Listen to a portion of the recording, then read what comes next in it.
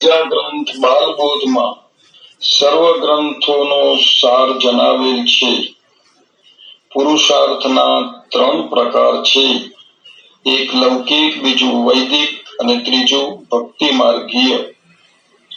એટલે કે ધર્મશાસ્ત્ર, બીજું નીતિશાસ્ત્ર, ત્રીજું કામશાસ્ત્ર. જેમાં એક લૌકિક પુરુષાર્થ ધર્મ, અર્થ, કામ અને મોક્ષ વિશે જણાવેલ છે. મોક્ષ વિષ્ણુ અને શિવજી પાસેથી ભોગ મળે છે, જ્યારે બ્રહ્મા પાસેથી અલૌકિક મોક્ષ મળે છે. બીજું વૈદિક પુરુષાર્થ એટલે જ્ઞાન માર્ગ અને કર્મ માર્ગ. ભક્તિ માર્ગના 2 પગથિયા છે. એક શરણાગતિ અને બીજું સમર્પણ, એટલે કે આત્મનિવેદન અથવા બ્રહ્મ સંબંધ. એક શરણાગતે 2 બાબતનું ધ્યાન રાખવાનું છે. એક, પ્રભુને જે પ્રિય અને અનુકૂળ હોય તેમ જ કરવું. બીજું, પ્રભુને જે અપ્રિય અને પ્રતિકૂળ હોય તે ન જ કરવું. શરણાગતનું કર્તવ્ય નવધા ભક્તિમાંથી પહેલી 6 ભક્તિ, એક શ્રવણ, બીજું કીર્તન, ત્રીજું સ્મરણ, ચોથું પાદસેવન, પાંચમું પૂજન અને છઠ્ઠું વંદન. આમ 6 ભક્તિ કરવી જોઈએ.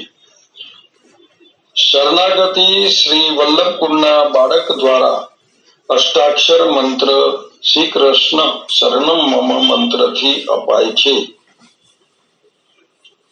શ્રી કૃષ્ણના શરણમાં ગયેલ જીવનું ધ્યાન ભગવાન રાખે છે.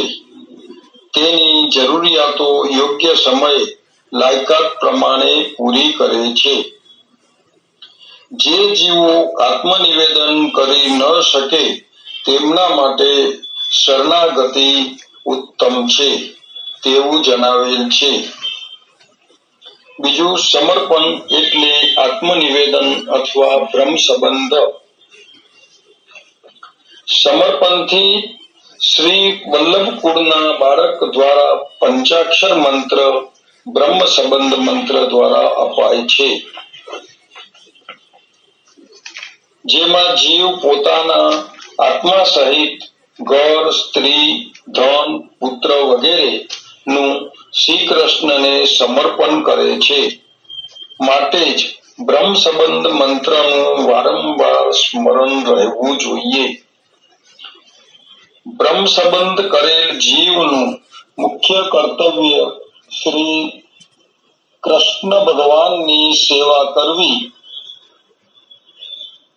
અનોસરમાં સ્મરણ અને કીર્તન કરવા જોઈએ.